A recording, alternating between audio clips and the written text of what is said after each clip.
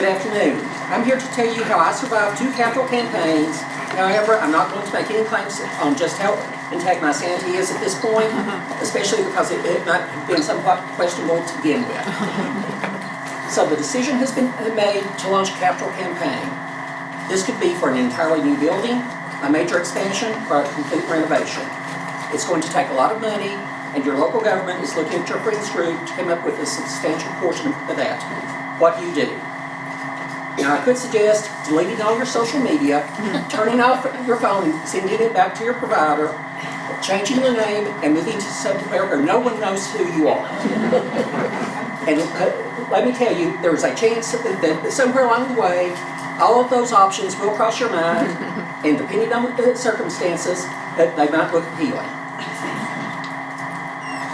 Because I can promise you 3 things about even the best planned and executed capital campaign. 1, it's going to take more money than was expected. It's going to take longer than thought. And 3, something or someone is going to pop up somewhere along the way with something totally unexpected that will throw a curve that no one was anticipating. However, the good news is that generally all of those things are survivable. It will take some ingenuity and some patience. Hopefully you will have a little luck along the way.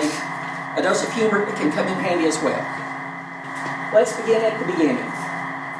All capital campaigns have to start somewhere. The library administration may come to you. Your friends group might recognize the need and go to them. Discussions need to take place. Your local government funding body needs to be looped in and be an active and hopefully enthusiastic part of the process. Firm plans in place. You can begin a capital campaign without all your basic details firmly nailed down, but to be successful, you have to be able to tell people, 1, why it's needed, 2, where it's going to be located, 3, what it's going to look like, 4, what it's going to cost, and 5, how much you need from private donors. The easier you can answer those questions, the easier it will be to get support and funding from the public. Know everyone's roles. With the library capital campaign, there's going to be a lot of moving parts, and there are going to be a lot of players in the game. Very early on, the major players and their roles need to be identified. At a bare minimum, you will have your local government, which from here on out I'll refer to as the courthouse, the library administration, which will be your library director and the library board. From here on out, I'll refer to as the library. Depending on your situation, there may be a library foundation in place to help with funding. Last, but definitely not least, are those often overlooked, dedicated library supporters known as the Friends.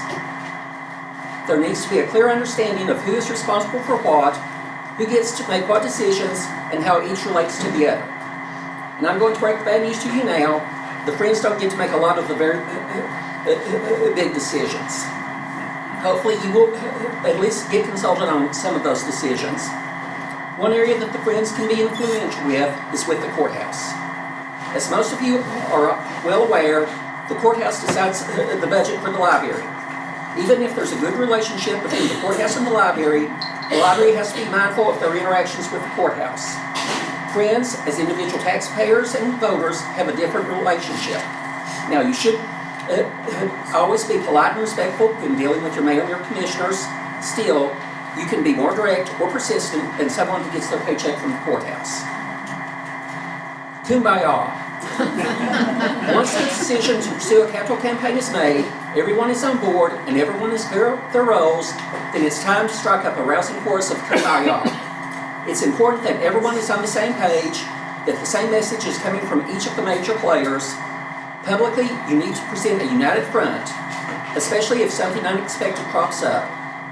Any conflict needs to be settled quickly and quietly. Now, that doesn't mean that there can't be disagreements here or there, or that you necessarily go along to get along. Loud or protracted disagreements distract from your main objective.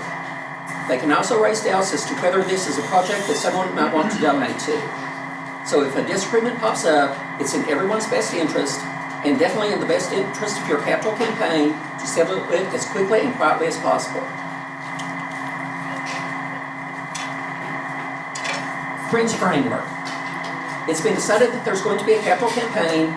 The Friends are definitely going to be involved. and your group has agreed to how much money that you're willing to raise. So now what? Overall strategy. Of course, the main thing everyone is thinking about right now is raising money for the capital campaign. But that should be your entire focus. Your group was doing other things before this capital campaign kicked off. How do you keep doing those things? Do you keep doing all of them? How is the best way for your group to adapt? When Friends of Kodak Library formed in 1995, we were tasked with providing a building to house a branch library. Our community never had one before, and while we did eventually get some money from the courthouse, we were responsible for raising the vast majority of the money to do that. Our board of directors held a planning meeting. Surprisingly, fundraising came in at number 3 on our list of priorities. Organization and membership came in at number 1 and number 2. We realized that we needed to get those two things in place in order to raise the money we needed. We needed to have a firm foundation in place. Divide so that you aren't conquered. One of the best ways you can help your friends have a successful capital campaign and ensure that you survive with your sanity more or less intact is to get as many of your members involved as possible. I know, easier said than done. How many of you have members just hounding you to give them something to do? How many of you have almost all your members actively working on at least one project? Yeah, in most cases, the only time you hear from a lot of your members and the extent of their involvement is when they send their check for their annual dues. And we need those folks, don't get me wrong. But in most cases, your core group of active members is small. Back during COVID, our group got down to 47 total members. You can guess how many of those were active. When you're trying to raise $750,000, that seems like sea pods. Still, involve as many people as possible. The person that is heading up your direct giving campaign doesn't need to be planning 2 event fundraisers, writing the news releases about all of that, and handling your social media presence. Some people will get involved if they are asked directly. Some of your older members might be delighted to call people to see if they would work on a specific job. Younger members are probably much more adept at the different aspects of social media, X, TikTok, Bluesky, than some of us who aren't quite sure what those are to begin with. This is also how you develop and train your next set of leaders to ensure not only a successful capital campaign, but also the continuation of your friends. We need money, honey. Once you have a strong beginning with firm plans in place, everyone knowing their roles and working together in harmony, and your friends' framework solidly in place, then the only thing to do is raise money. Simple, right? I'm going to talk about some different ways to raise money, including the best, simplest, and least expensive way to raise money. However, you need to figure out what works the best for your friends group in your area. There are very few one-size-fits-all guaranteed successful fundraisers. My friends group is concluding a capital campaign. 3 years ago, the Seymour Friends brought a capital campaign for a major renovation expansion to their ranch to a successful conclusion. We're both part of the same library system. As the crow flies, the 2 buildings are only a dozen or so miles apart. Some of the things that they had success with didn't work as well for us. We had success with things they didn't even try. Each area is unique, so your fundraising efforts need to be as well.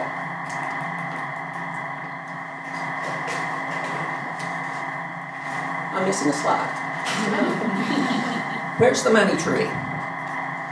I would have been thrilled to have a money tree in my community. It would have made fundraising so much quicker and easier. I'm fairly certain that none of you have one of those running in your area either. So how are you going to raise the money? In most cases, the simple answer is in a wide variety of ways, and that's a very good answer. You don't want to pin all your hopes on a single or a small number of fundraisers, and then for whatever reason, one or more of them doesn't pan out. And while large events will hopefully bring in large amounts of money, don't overlook the importance of small fundraisers. Small fundraisers typically don't have a lot of expense with them, which is a definite advantage. So even if it brings in a relatively small amount of money, you aren't out a significant amount if the weather turns bad, the water main breaks, or the superstar who was supposed to headline goes to rehab. More importantly, it gives everyone a chance to take part and feel like they are contributing. There are people that it is more of a sacrifice to pay $5 for some cookies at a bake sale at the library than other people that attend a $250 per person event at the country club. Libraries are for everyone. Everyone should have an opportunity to feel like they are making their library possible. We also had a good response to events where people made a donation instead of a set price to take part. And I'll touch on some more fundraising ideas in a few minutes when I talk about partnerships. And Rhonda Tippett is here that she can talk about some individual fundraising ideas later if anyone has questions for her about that. But I'm going to shift gears here for a minute before I talk about our most successful fundraiser to give you a word of caution on a fundraiser that you should try to avoid if possible.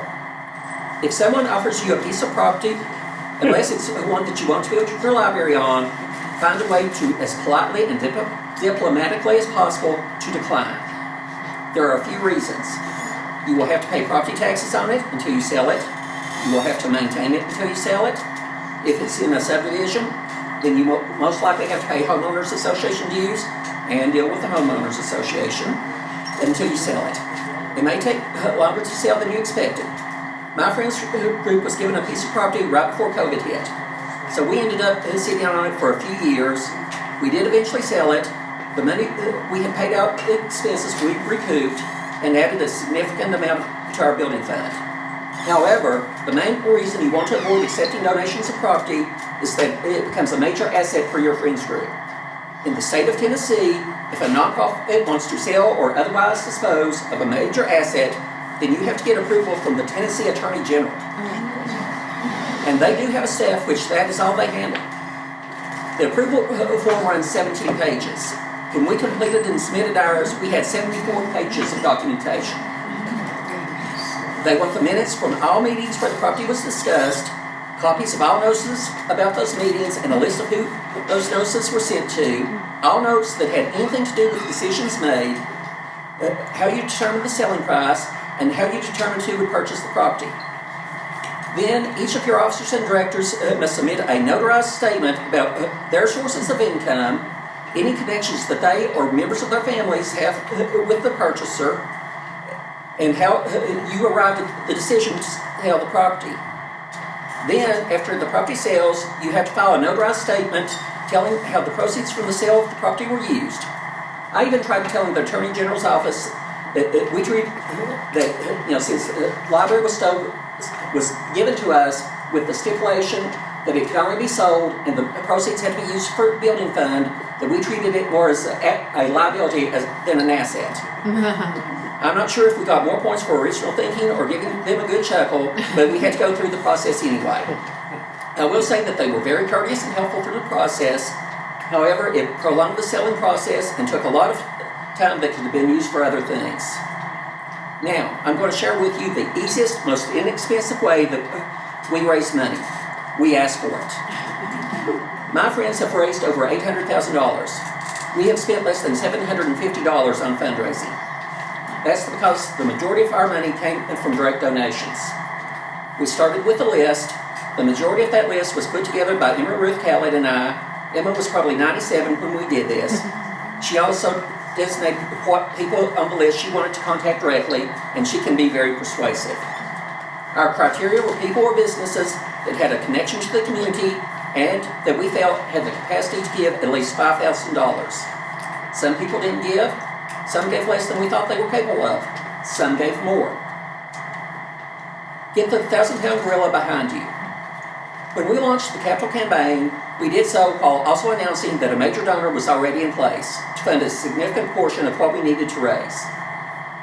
It's much easier to convince people that you're capable of raising $750,000 and to make them less hesitant to give if you tell them right away that you already have a commitment for $500,000. It also makes your friends feel a lot better about the prospect of raising that kind of money if you have that major donor in place. Oh, that's what happened. They got moved first. Okay. Partner where possible. Something that has worked very well for my group has been forming partnerships. Especially if you're a smaller friends group, working together with others makes it much easier to have a successful capital campaign and give you a better chance to hang on to a little bit more of your sanity.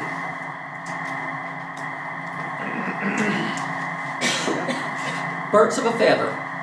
Partnering with like-minded groups or organizations should be a given. Of course, you're starting out with a great partner in the library. You are going to be working very closely with them for fundraising and promotion. At one point, our library assistant director looked at me and said, "When all this is over, we're either going to be besties or blocking each other's numbers on our phones." If your library has a foundation, naturally you're going to be working closely with them as well. However, look around to see who else you can partner with. Our library system actually has separate friends groups for each branch. We have partnered with them for different events, and they are very supportive of us. We have partnered with the History Club at one of our local schools. They even held an event where all the proceeds went to us.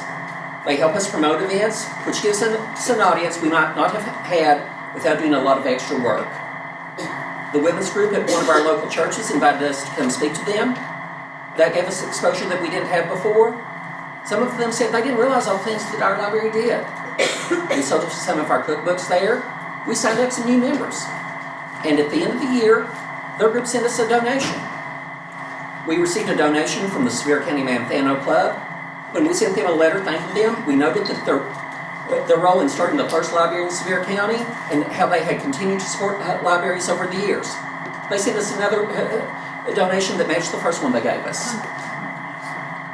Friends of Tennessee Libraries is available to offer advice on fundraising and a wide variety of issues.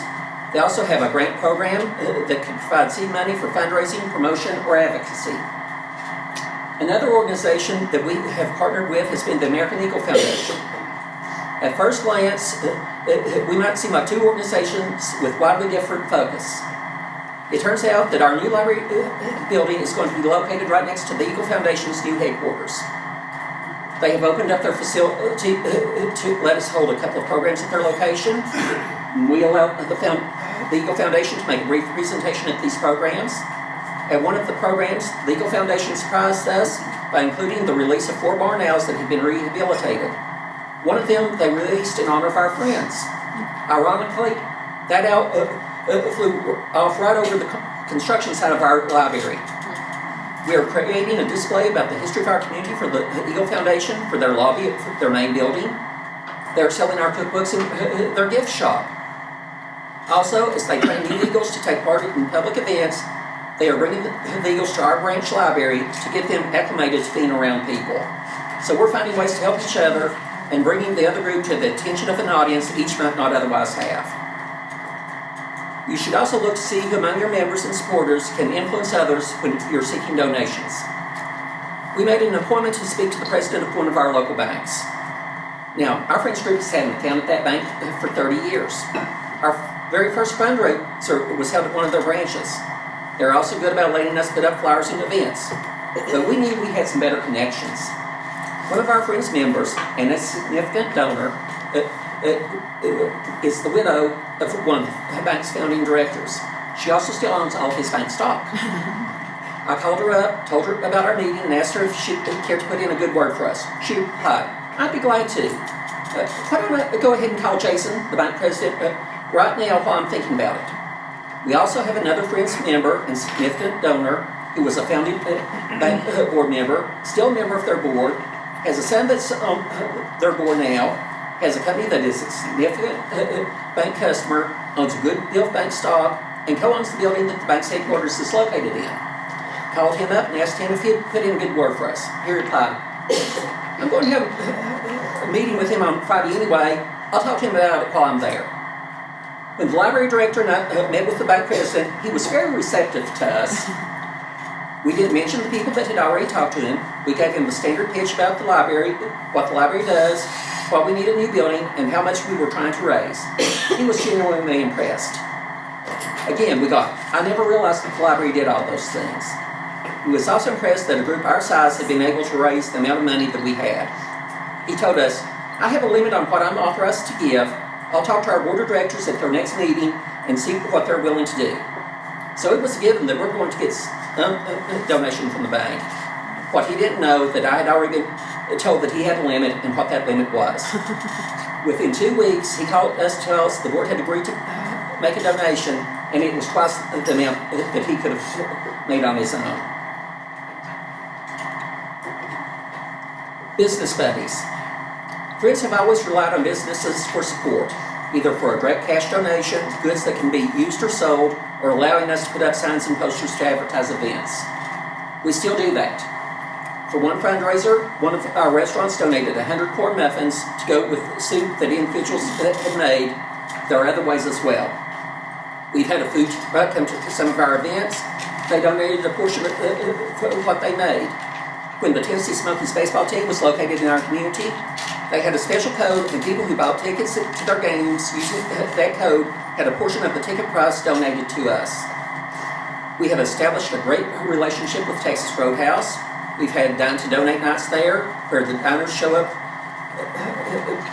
a barcode on either a flyer or on their phone, and a percentage of their food total is donated to us. They also allow us to set up a table on those nights to sell baked goods and our cookbooks, offer memberships in our friends, and accept donations. And we also have a box of free children's books that we pass out there as well. We have also sold Texas Roadhouse gift cards, where we get a portion of the sales price. And this isn't like the gift card programs were years ago, where the organization bought gift cards at a discount and then turned around and tried to resell them. People order the cards online, enter a code which designates a portion of that sale goes to us, and then Texas Roadhouse emails them the gift card. So you don't have to pay out any money up front, and you don't have to worry about trying to sell all these gift cards that you now have. Other restaurants and businesses have similar programs. The internet is a good way to do some initial checking about the programs like this before you go to talk to some of these businesses. Matching makes money. There's an old saying that money makes money. You should use that to your advantage whenever possible. A number of businesses offer matching donations to nonprofit supported by their employees and sometimes their retirees. The Caterpillar Corporation is one such business. We have a gentleman in our community who's retired from there. They have matched his contributions dollar for dollar, and during a very limited window and amount, did a 2-to-1 match. Make sure you mention this to your members and supporters. Some of them might not think about it or know about it otherwise. Also, most of these matching donations programs do not have to be used exclusively for capital campaigns. They can be used for any number of philanthropic purposes. Just check with each individual business that offers a match as to their requirements and restrictions. Over the last 3 years, my friends have received $40,000 in matching donations. A funny thing will happen. Try not to cry. Remember at the beginning of my presentation, I told you that something or someone was going to pop up through a curve that no one was expecting. It may cause you to wonder if your capital campaign will be successful or if you'll survive with your sanity intact at all. And at times, you're going to feel like crying and possibly giving up. During the capital campaign for our current building, we have experienced a number of funny things. The building was originally estimated at $1.5 million. Now it's over $5 million. While the courthouse has picked up the lion's share of that cost, they have looked at the Friends for a significant increase over that initial $750,000 that we were originally wondering if we were going to be able to make that at all. We were within 24 hours of signing an agreement that would have allowed the new building to be very near the location of our current branch. Then one individual upended it for selfish reasons. One of our major donors, who was a strong vocal advocate for the project, passed away unexpectedly. Some potential donors also passed away before we could secure commitments from them, causing us to have to look elsewhere. And those are just some of the things that we've run into. They can be frustrating, they can be discouraging, but you can't let these setbacks deter you. Remember, this is something that is vitally important to your community, and you need to keep it going. Keep looking for the silver lining. Look for ways to keep your sanity more or less intact. Here are a couple of suggestions. Celebrate successes.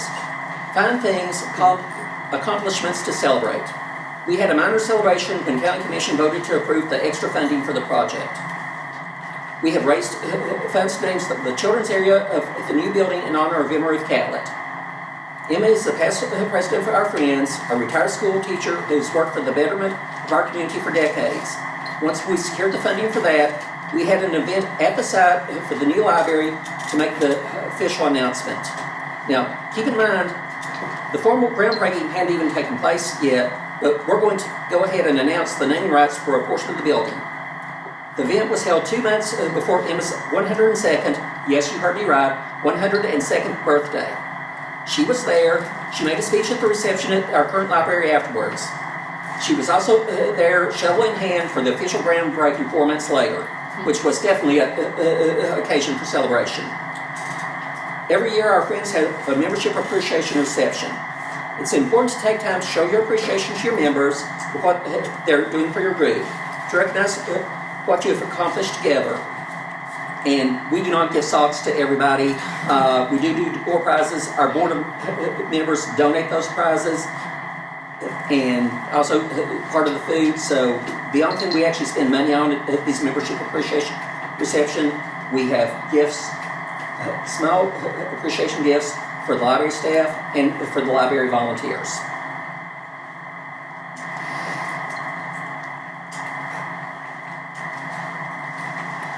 Learn to laugh. By now you may have caught on that I try to find the humor in life. It's a family trait. We sort of adopted the philosophy that if you can find something to laugh at in the situation that you find yourself in, then it can't be that bad. And somehow, some way, you'll get through it. Most successful capital campaigns take time. Laughter makes time go much quicker and easier. Yes, it's serious business, but try to make it as enjoyable for you, those around you, as possible. Have fun with it. Be that friend that everyone enjoys working with. And I hope you found something somewhat useful in what I've shared with you. If not, I hope I haven't been too boring.